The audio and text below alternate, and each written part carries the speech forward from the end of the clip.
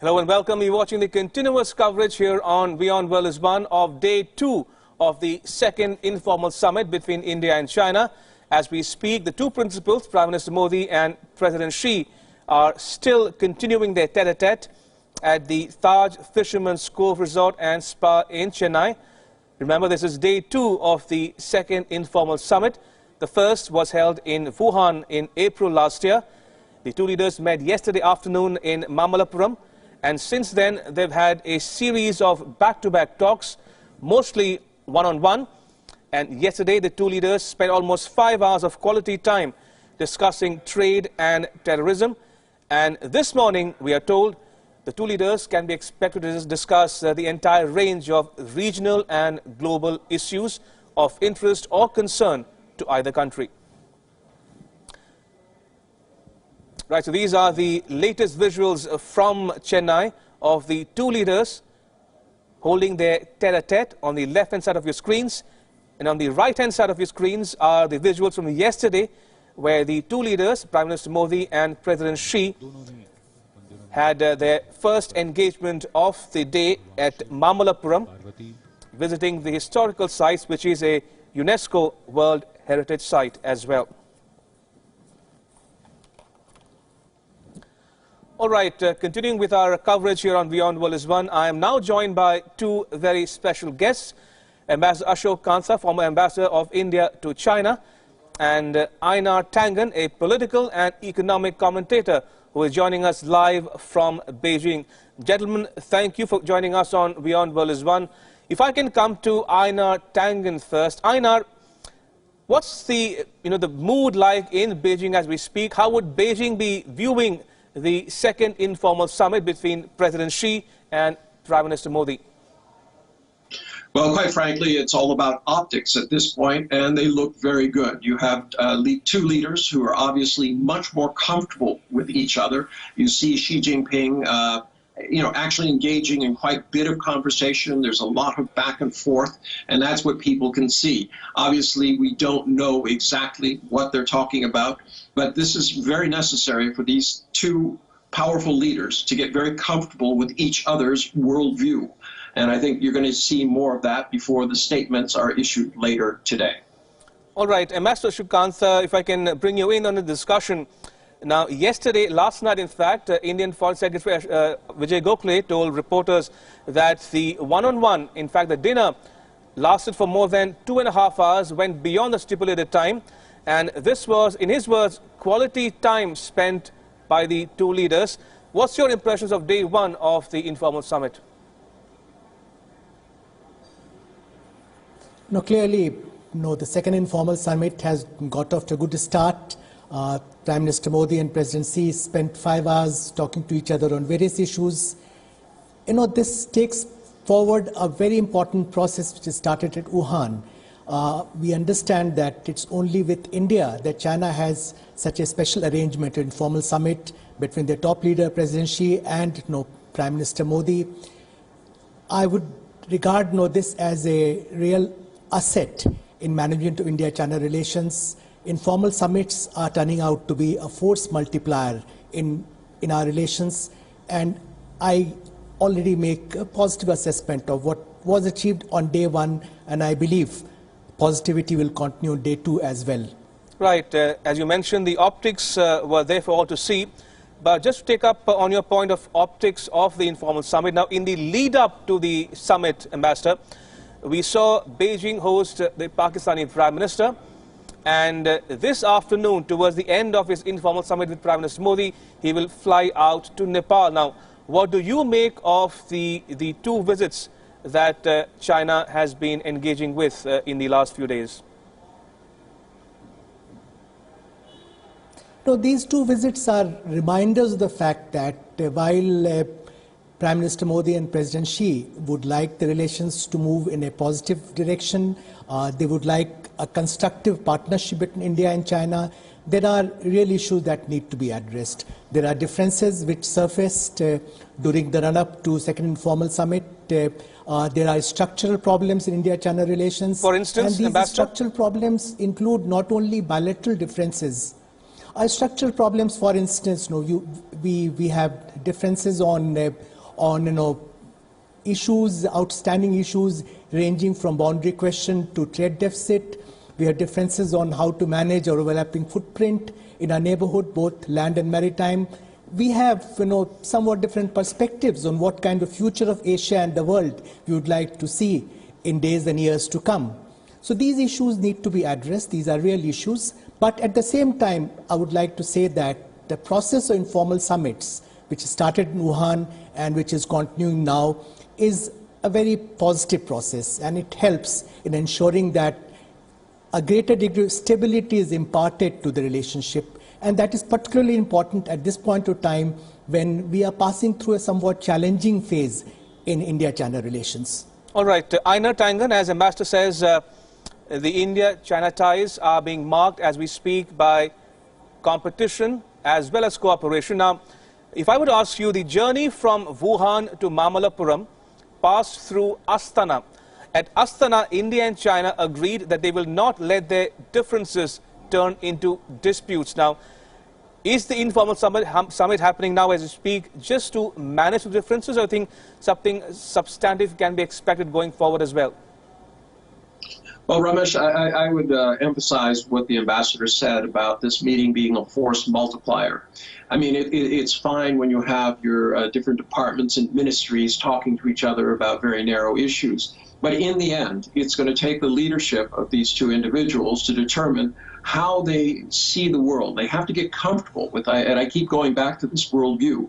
How does India see, under Modi, see itself, especially in the terms of this kind of regionalism that is out there? If they see China as a threat, that is going to be a problem. So Modi has to get comfortable with what she is doing and proposing, and vice versa. It's not just a one-way situation. Just before these meetings, there was some Indian Army exercises, absolutely within the right to do that. But I mean, it's one of those things where, people in Beijing would say, well, gee whiz, they're doing that. Everyone sees their actions in a very pure light. For Xi, prior to coming to this meeting, what he was trying to do was manage an old relationship while he builds a new one. But that can be interpreted in different ways. For India, they wanted to send a message and say, look, we have our troops there. And these are the types of things that can not be very helpful to a relationship. But these types of meetings, when they sit down and look at each other in the eye and they understand how they feel about these things, this really can, as the ambassador said, be a force multiplier. All right, Ambassador, let's take a moment to talk about the personalities in question here, Prime Minister Modi and President Xi. Now, President Xi came to power, or rose to power, in 2012 and became president in 2013. Prime Minister Modi came to power in 2014, and since then, we've seen these two leaders rise and rise as we speak. And these two leaders will be in power for the foreseeable future as well, at least for the next 4 or 5 years. Now, given the differences between India and China, how do you think these two leaders will be looking to derive maximum mileage out of their informal talks? Definitely. In fact, I would like to highlight the fact that Prime Minister Modi and President Xi are personally invested in management of India-China relations. In a sense, they have taken ownership of this process. All right. This process started perhaps with President Xi's visit to India in September 2014. It continued when Prime Minister Modi visited China in May 2015. And then there have been important landmarks, Wuhan Informal Summit in particular, and now Mamallapuram Chennai Informal Summit. So their role in management of relations, the fact that they meet frequently, the fact that they have a high level of comfort with each other is of particular importance. All right, point well taken, Ambassador. Now, I want to take a moment or two to inform our viewers that the two principals, Prime Minister Modi and President Xi, have ended their one-on-one tete-a-tete. These are the live visuals coming to you from Chennai.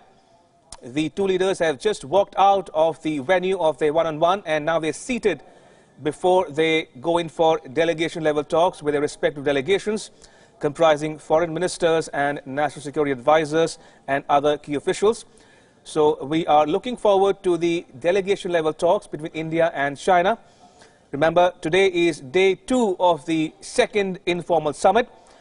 The two leaders met yesterday at Mamallapuram, 60 kilometers away from Chennai, which is a UNESCO World Heritage Site. And the two also met over dinner last night, which went beyond the stipulated time. India's Foreign Secretary Vijay Gokhale saying the talks lasted more than 2.5 hours. And this morning they met at 10 a.m. local time for a one-on-one tete-a-tete with their note-takers and interpreters. And we are now standing by for the start of the delegation-level talks. The two leaders have just stepped out of the venue of their tete-a-tete and now seated at on the beach front of the Taj Fisherman's Cove Resort and Spa in Chennai. And if I can go back to my guests on this discussion, Einar Tangen and Ambassador Ashok Kantha. Einar Tangen, now, as you mentioned, and as everybody else on my panel have mentioned in the last few hours, India-China ties have been marked by competition and cooperation.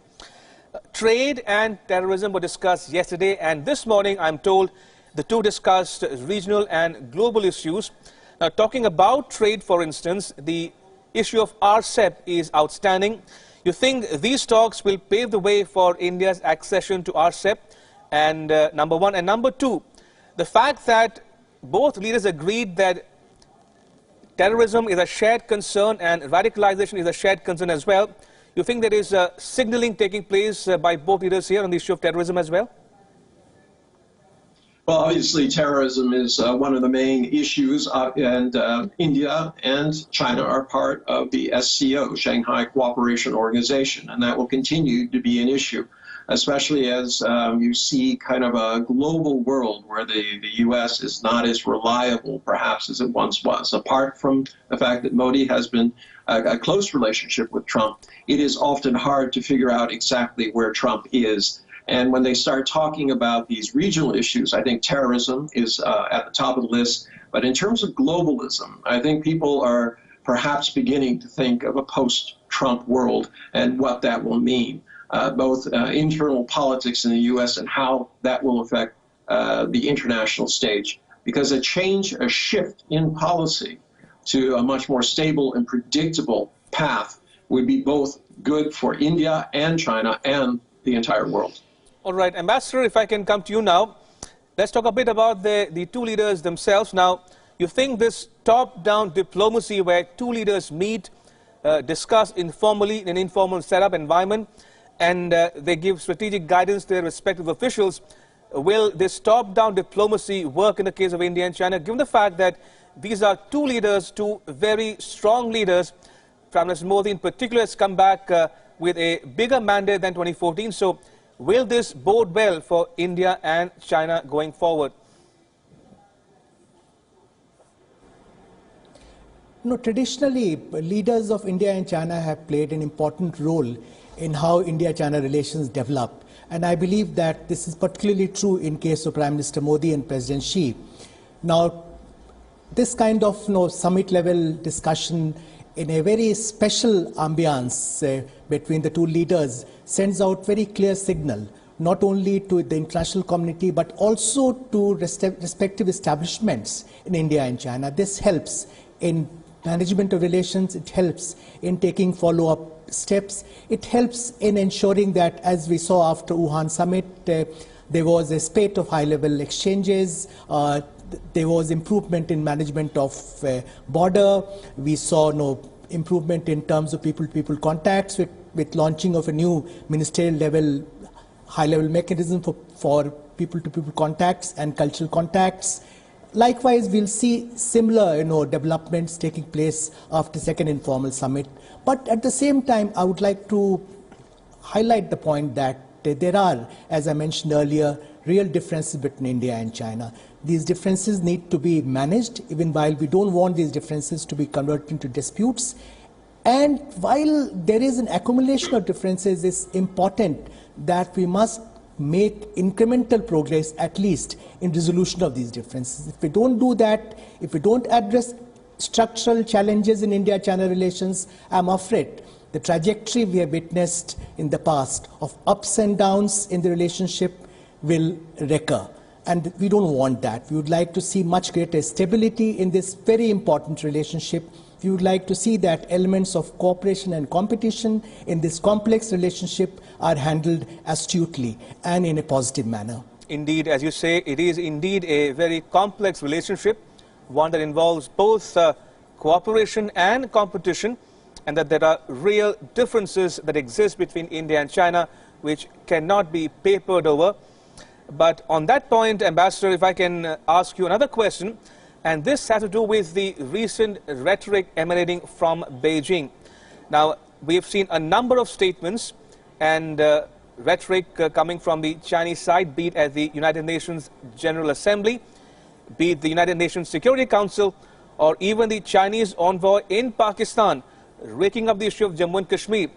Now, there is a view in New Delhi as we speak that probably India could also talk about the unrest in Hong Kong, or for the matter, the ill treatment of the minorities in Xinjiang. So your thoughts on the so-called diffidence on the part of India?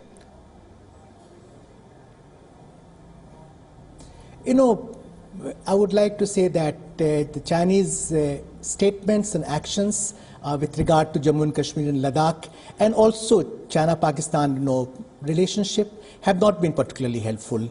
These have impacted negatively on India-China relations. At the same time, I don't believe that there's need for tit-for-tat approach. It's a very complex, very sensitive relationship which must be managed carefully. All right, point taken, Ambassador. And just to bring our viewers up to speed with all that's happening in Chennai as we speak, these are the live visuals from Taj Fisherman's Cove Resort and Spa in Chennai, which is day 2 of the second informal summit between India and China. Remember, Prime Minister Modi and President Xi met this morning at about 10 a.m. local time for a one-on-one tete-a-tete. And they've just broken away for delegation-level talks, which will begin momentarily. And you're watching the continuous coverage here on WION World is One of the day 2 of the informal summit between India and China. Yesterday, the two leaders discussed about trade and terrorism. And this morning, we are told they discussed about other regional and global issues. And one can expect the two sides to make their respective statements toward the end of the summit in the afternoon today, before President Xi flies out for the second leg of his South Asia visit, which will take him to Nepal. All right, so these are the visuals of the two leaders in Chennai as we speak. They've concluded their one-on-one tete-a-tete, and they will be going in for delegation-level talks very soon. All right, on that note, I want to thank my two special guests, Ambassador Ashok Kantha, who is joining us from Delhi, and Einar Tangen from Beijing. Thank you so much, gentlemen. Appreciate it.